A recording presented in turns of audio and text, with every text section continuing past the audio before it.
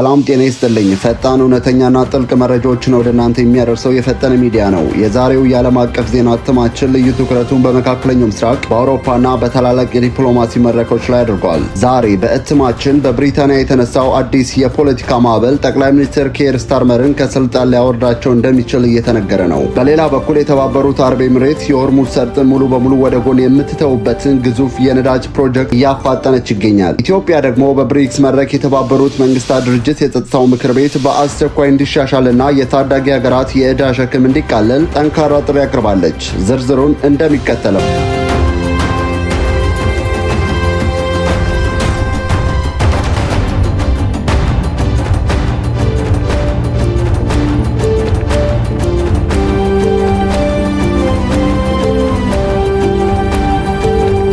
በብሪታንያ የተነሳው የፖለቲካ ማዕበል። የብሪታንያ የጤና ጸሐፊ የነበሩት ዌስ ስትሪትሊንግ ከስልጣናቸው መልቀቃቸውን በይፋ አስታውቀዋል። ይህ ውሳኔ በጠቅላይ ሚኒስትር ኬር ስታርመር አስተዳደር ላይ ከባድ የፖለቲካ መናወጥን ፈጥሯል። የቀድሞው የጤና ሚኒስቴር ስልጣናቸውን የለቀቁት በምክንያት ነው። ባለፉት ሳምንት በተካሄደው የብሪታንያ የአካባቢ ምርጫ ገዢው የሊበር ፓርቲ ከባድና አስከፊ ሽንፈት አስተናግዷል። ይህንን ተከትሎ ዌስ ስትሪትሊንግ በሰጡት መግለጫ በጠቅላይ ሚኒስትር ስታርመር አመራር ላይ ያለኝ እምነት ተሸርሽሯል። ፓርቲያችን በእንግሊዝ ስኮትላንድና በዌልስ ስለደረሰበት የህዝብ ድጋፍ መቀነስና የምርጫ ሽንፈት ዋነኛው ምክንያት የስታርመር ደካማ አመራር መሆኑ ምንም ጥርጥር የለውም ሲሉ በገዛ መሪያቸው ላይ ጠንካራ የትችት ናዳ ወርደዋል። ይህ ክስተት ስታርመር ገና በስልጣን በቆዩበት አጭር ጊዜ ውስጥ ከሁለት ዓመት ባነሰ ጊዜ ከፓርቲያቸውና ከህዝብ የሚሰነዘርባቸውን ተቃውሞ መቋቋም ስላቃታቸው ከወንበራቸው ሊወርዱ የሚችሉበትን የፖለቲካ ቀውስ እያፋጠነው ይገኛል። ቀውሱ በካቢኔ አባላት ብቻ አላበቃም። ወደ ፓርላማና ወደ ትልልቅ ከተሞች መሪዎችም ተሻግሯል። የሊበር ፓርቲ የህግ አውጪ የሆኑት ጆሽ ሲሞንስ እና የታላቁ የማንቸስተር ከተማ ተጽዕኖ ፈጣሪ ከንቲባ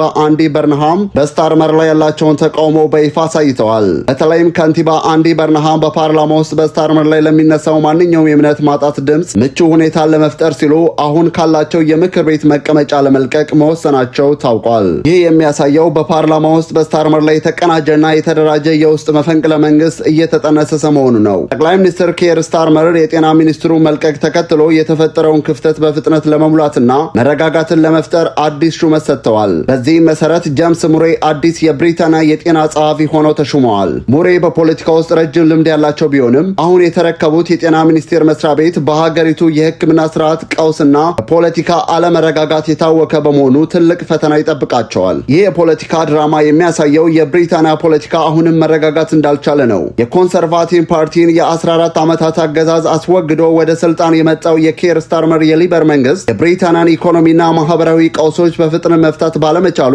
በህዝቡ ዘንድ ያለው ተቀባይነት በአጭር ጊዜ ውስጥ አሽቆልቁሏል። የአካባቢው ምርጫ ሽንፈት የህዝቡን ብሶት ያሳየ ማሳያ ሲሆን የዌስ ስትሪትሊንግ ስልጣን መልቀቅ ደግሞ በስታርመር ዙሪያ ያሉ ቁልፍ ሰዎች መርከቧ ከመስመጧ በፊት ራሳቸውን እያዳኑ መሆናቸውን ያሳያል። ስታርመር በቀጣዮቹ ሳምንታት የፓርቲያቸውን አመፅ ማረጋጋት ካልቻሉ ታሪክ ራሱን ደግሞ ልክ እንደ ቦሪስ ጆንሰን እና ሊስትረስ ሁሉ ስታርመርም ሳይወዱ በግዳቸው ስልጣናቸውን እንዲለቁ ሊገደዱ ይችላሉ። አውሮፓ በፖለቲካ ቀውስ ስትታወቅ፣ በመካከለኛ ምስራቅ ደግሞ የዓለምን የነዳጅና የኢኮኖሚ ሚዛን ሙሉ በሙሉ የሚቀይር አዲስ ስትራቴጂካዊ እንቅስቃሴ ተጀምሯል። የተባበሩት አረብ ኤሚሬት የዓለምን የነዳጅ ማነቆ የሆነውን የሆርሙዝ ሰርጥን ሳትጠቀም ነዳጅ ወደ ውጭ የምትልክበትን ሚስጥራዊ እቅድ ይፋ አድርጋለች። የዓለምን ነዳጅ የቀየረው የአረብ ኤሚሬት ሚስጥራዊ እቅድ የሆርሙዝ ሰርጥን የሚተካው አዲሱ መስመር። የተባበሩት አረብ ኤሚሬት ከዚህ ቀደም አብዛኛው ድፍድፍ ነዳጇን ወደ ውጭ የምትልካው በፋርስ ባህረ ሰላጤና በኦማን ባህር መካከል በሚገኘውና በኢራን ቁጥጥር ስር ባለው ጠባቡ የሆርሙዝ ሰርጥ በኩል ነበር። ሆኖም ግን ይህ ቀጠና ሁል ጊዜም በጦርነት ስጋት፣ በክልላዊ ውጥረቶችና በታጋቾች ድርጊት የሚታወቅ በመሆኑ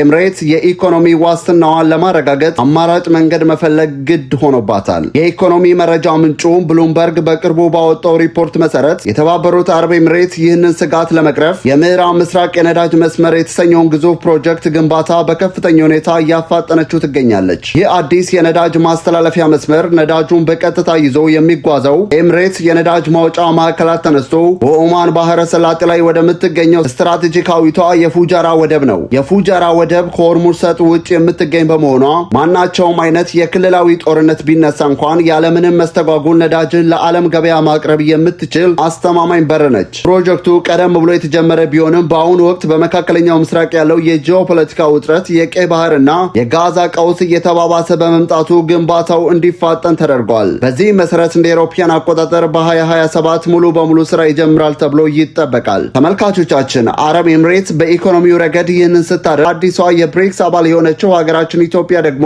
ዓለም አቀፍ የፖለቲካና የዲፕሎማሲ መድረክ ላይ የታዳጊ ሀገራት ድምጽ ከፍ አድርጋ የመሞገት አዲስ ታሪካዊ ምዕራፍ ጀምራለች። ኢትዮጵያ በብሪክስ ስብሰባ ላይ የተባበሩት መንግስታት ድርጅት የጸጥታው ምክር ቤትንና የዓለም ንግድ ድርጅትን አሰራር ክፉኛ ተችታለች። ኢትዮጵያ በብሪክስ መድረክ ያቀረበችው ታሪካዊ ጥሪና የተባበሩት መንግስታት ድርጅት የጸጥታው ምክር ቤት እጣ ፋንታ።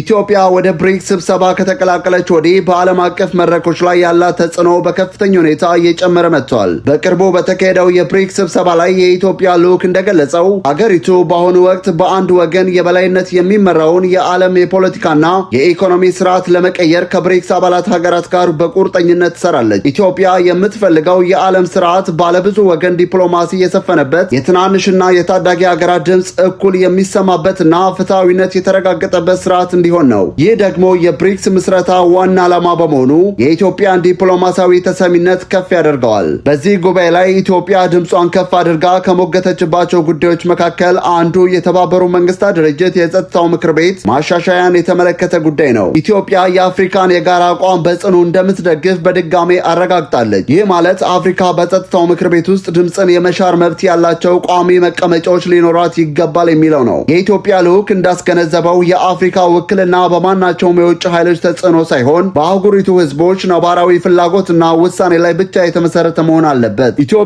በኢኮኖሚው ረገድም ዝቅተኛ ገቢ ያላቸው ሀገራት የሚታደጉ ስር ነቀል ለውጦች እንዲደረግ ጥሪ አቅርባለች። የኮቪድ-19 ወረርሽኝን፣ የዓለም አቀፍ ግጭቶችና የዓለም ንብረት ለውጥን ተከትሎ የኢትዮጵያን ጨምሮ የብዙ ታዳጊ ሀገራት የዕዳ ሸክም ከባድ ደረጃ ላይ ደርሷል። ኢትዮጵያ እነዚህ ሀገራት በዕዳ ምክንያት ኢኮኖሚያቸው እንዳይፈርስ ዓለም አቀፍ የዕዳ ሽግሽግና ማቃለያ አሰራሮች በአስቸኳይና ያለምንም ቅድመ ሁኔታ እንዲሻሻሉ ጠይቃለች። የተከበራችሁ የፈጠነ ሚዲያ ቤተሰቦች፣ የፈጠነ ሚዲያ ለዛሬ ያዘጋጀላችሁ ልዩ የዓለም አቀፍ ዜናዎችና ጥልቅ ትንታኔዎች እነዚህን ይመስሉ ነበር። መረጃዎች በየቀኑ በፍጥነትና በጥራት እንዲደርሷችሁ ቪዲዮ ላይክ እና ሼር ማድረጋችሁን እንዲሁም ቻናላችንን ሰብስክራይብ እያደረጋችሁ የደውል ምልክቷን መጫናችሁን አትርሱ። ፈጣንና እውነተኛ መረጃዎችን ወደ እናንተ የሚያደርሰው የፈጠነ ሚዲያ ነው። ሰላም ለሀገራችን፣ ሰላም ለዓለማችን።